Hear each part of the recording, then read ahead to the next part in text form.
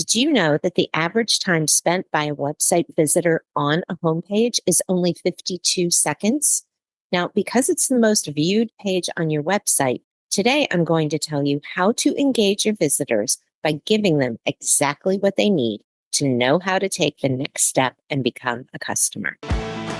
Welcome to Brand for Good, the show for purpose-driven leaders who want to build timeless brands and create sustainable impact. I'm Lorraine Sugart, former PR and marketing executive turned founder of the disruptive agency Prosper for Purpose. I've worked with some of the world's most beloved brands, and I'm here to help you elevate your brand identity, visibility, influence, and impact. Are you ready to brand for good? Let's go. Hello, friends, and welcome back to the Brand for Good podcast.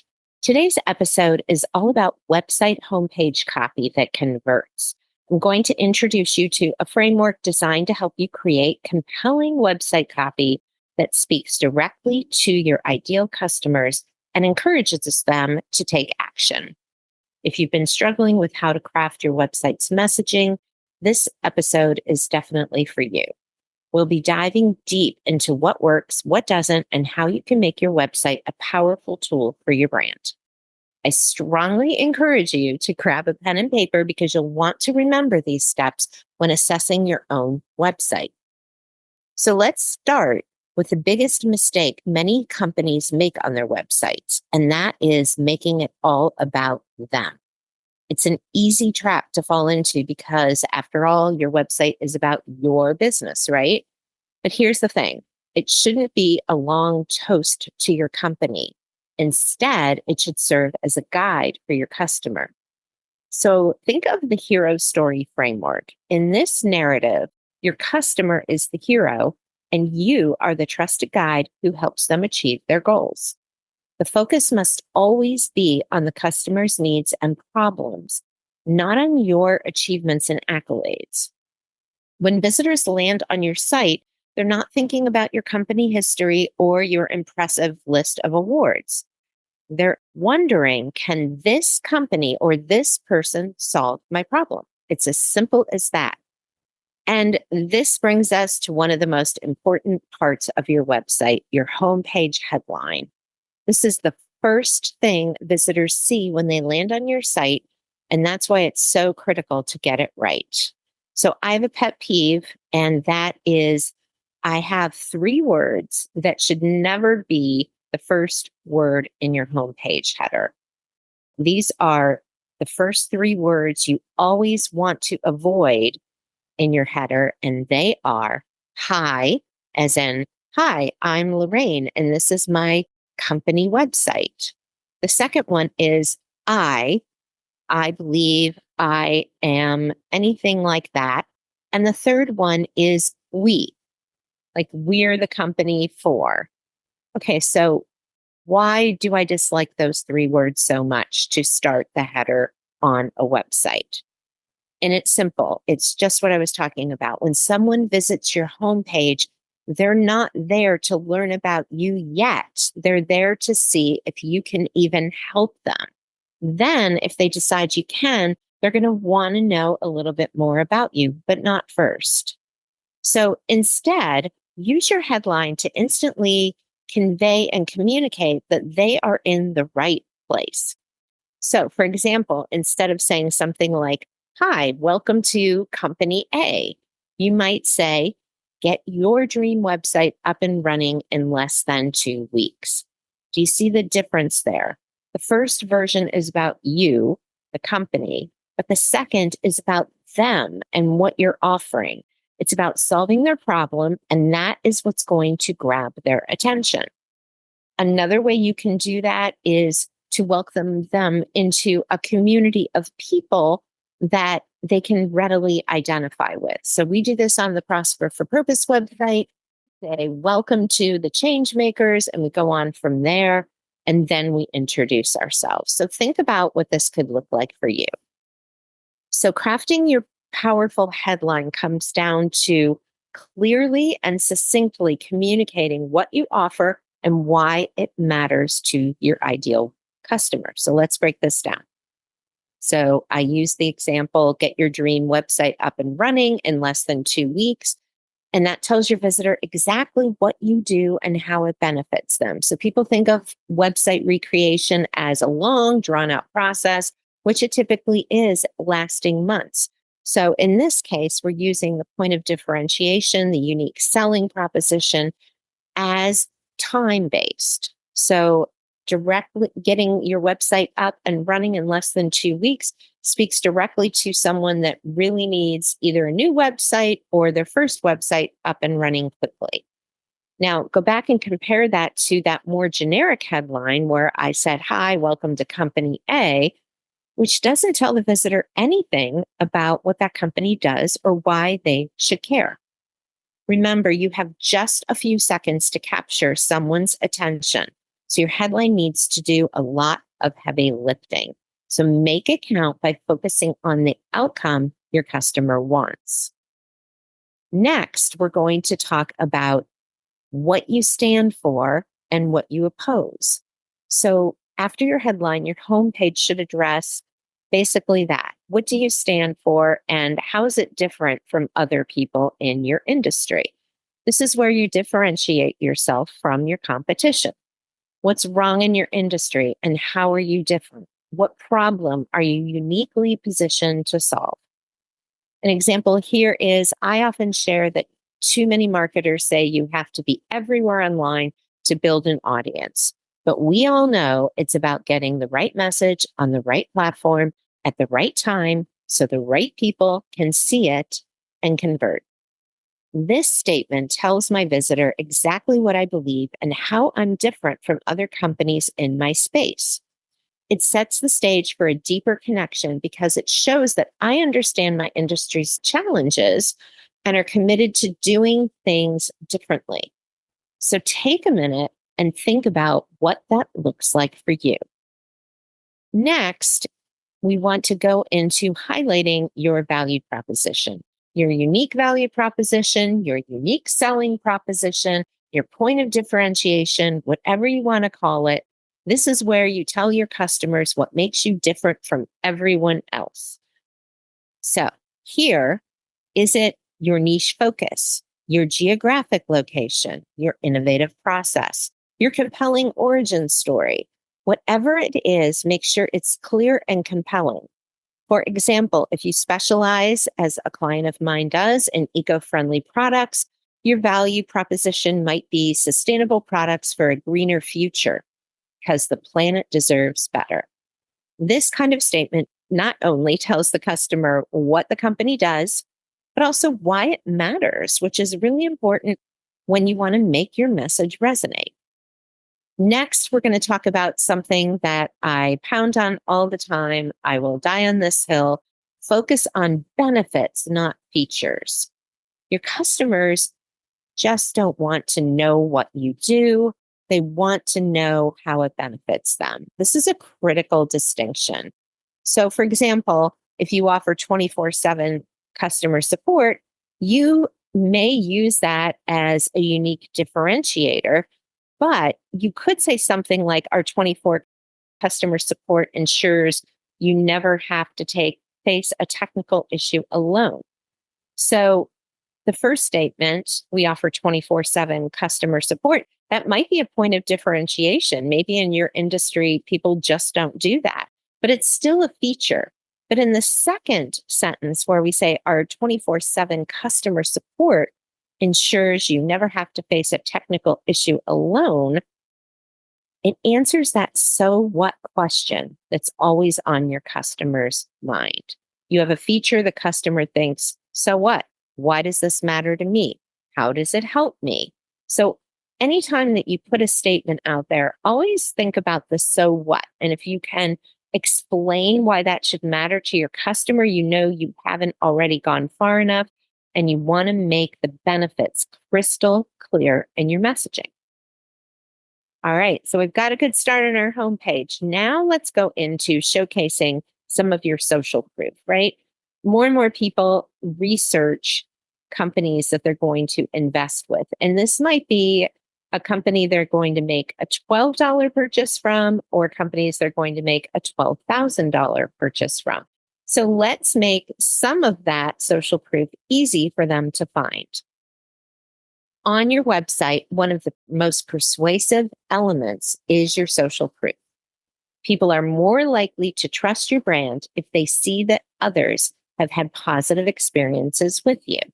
This is why testimonials, reviews, and case studies are so powerful. They validate your claims and build trust with your potential customers. So, if you're going to use testimonials as social proof, aim to address potential objections. For instance, if you're offering a premium service, you might want to feature testimonials that highlight the return on investment or the value of the investment. It could be something like, I was hesitant at first to invest with the ABC company because it was a very large financial commitment for me, but it is more than paid off. In fact, it paid off and here you get specific. It paid off in 2 months with the first customer I got after implementing this process. Now, there's other forms of social proof as well. They can include media logos from outlets where you've been featured, impressive stamp statistics, or endorsements from well-known figures in your industry. When you include that list of media logos, that's called your as seen in bar. And we see that on a lot of publicist sites, but also other companies, just to show that the media, the press, thinks that they're newsworthy. So those are different ways that you can employ social proof. And social proof is not just for use in one place on your homepage. It can be scattered. So let's say you start with a social proof as seen in bar. Then as you get down into some of your features, you can use testimonials there. Okay, so next let's talk about your success path. You have to tell people what working with you looks like. This is essentially a roadmap that walks your visitors through the steps they'll take to achieve their desired outcome by working with you. And it's just kind of a powerful visual and tool for building confidence and setting expectations. You can number these, you can put them in blocks to make them stand out and pop on your homepage. There's lots of different ways to showcase these. The important thing is that your success path should be clear, concise, and easy to follow and understand. So aim for 3 to 5 steps that outline the customer journey from where they are now to where they want to be. So here's a quick example. A web design agency might outline their process like this. Number 1, discovery. We start by understanding your needs and goals. 2, design. We create a custom design that reflects your brand and resonates with your audience. 3, development. We build your site to be fast, secure, and easy to manage. And then 4, launch. We ensure a smooth launch and provide ongoing support. By clearly mapping out the process, you help your visitors see exactly how you'll guide them to success, which can be incredibly reassuring because none of us like to make an investment and not know what our experience is going to look like. Only after you've addressed all of what we've just covered and all of the needs of your customer is it time to introduce yourself. This is where you share your signature story, which last week I talked about, which is a brief edited version of your origin story. I'm going to share that, a bit about your company's history, and why your customers should choose you. Your full origin story belongs on your About page. Now, remember, this should come far enough down on the page to maintain the customer first focus. Too often, companies post the About Us section at the top of their homepage, but in reality, customers care more about how you can help them than about your company's history, at least at first. Once they know how you can solve their problem, then they're going to be a lot more interested in learning about who you are. So when you do introduce yourself, please be sure to tie back your story to the customer's needs. If it's unrelated, it's not going to make any sense to them. So you might share how a personal experience led you to start this business and how that experience gives you a unique perspective on solving their problem. Maybe you've been them. A lot of entrepreneurs were their customers a few years previously. Next, we want to include a strong call to action, right? This is conversion copywriting. We want to have a call to action. So let's talk about that. After you've walked your visitors through your value proposition, your benefits, your social proof, your success path, then you want to take the time to tell them what to do next. Your call to action should be strong, clear, and unmistakable. Now, you can use a start here button. You can use categories of customers, like maybe you offer education and done for you services, or you might include a list of your services, all of which are clickable if they want to learn more. Whichever approach you take, make sure the call to action stands out and is easy to follow. For an example, a compelling call to action might be get started today, book a free consultation. This tells the visitor exactly what to do next and makes it easy for them to take that next step. Once we've done all that, think about offering a freebie. One of the best ways to capture leads on your website is by offering what we call in the industry a lead magnet. This could be a valuable checklist, guide, lesson, or anything else that provides value to your customers in exchange for their email address. For example, you might offer a free ebook titled The Ultimate Guide to Building a High Converting Website. That ties back to the designer that we've been using kind of as the main example throughout this podcast. So this is a free guide that maybe they're not ready to take the next step with you, but this way they have something of value that they're going to refer to. It helps you build your know, like, and trust factor. And it also gives you their information. Someone may go to your website and spend a couple of minutes, but if you don't give them an action to take and you don't capture their information, you're dependent upon them to take the next step versus giving yourself an opportunity to capture their information and reach out to them. So your lead magnet gives your visitors something of value, but also helps you build your email list, which is also a very important tool for ongoing engagement and conversion. Okay, so let's bring it home with two pieces of your homepage that don't get enough attention, and those are your header and footer. So let's not forget about your header and footer. We want to be strategic about every aspect on your homepage. So what exactly is your website header and footer? It's the top navigation and the bottom kind of catch-all for things that don't end up on the top navigation. The header should include your homepage link, which is now commonly just your logo. It should include a link to your about page, your services page. If you have a blog, a link to that. If you have a podcast, a link to that. And then potentially a sales page. So why would you have a direct link sales page? Maybe you sell digital products, or maybe you buy from the page's services. Maybe you have a page where it's a combination services or starter service and checkout page all in one. So those are the pages that belong at the top. So what's left for the bottom? The footer is the area at the bottom of your website that gets the leftovers. So you can include everything that didn't go at the top, from your social media icons to media kits to your terms of service, anything else you want people to have access to without featuring them on the top. You want to make sure that your footer doesn't become a junk drawer where you can never find anything, but rather that it is well organized and easy to navigate. Again, your footer is a great place to include links to important pages, contact information, and legal disclaimers. Don't underestimate the importance of your footer because it can actually serve as a final reminder of who you are and how to get in touch with you. So now you have my conversion framework for the homepage of your website. Now, you don't have to do everything in the order that I laid it out. If it feels more comfortable for you to switch around the order of some of these things, that is fine. Experiment. This is the framework that we start with, but we also make changes.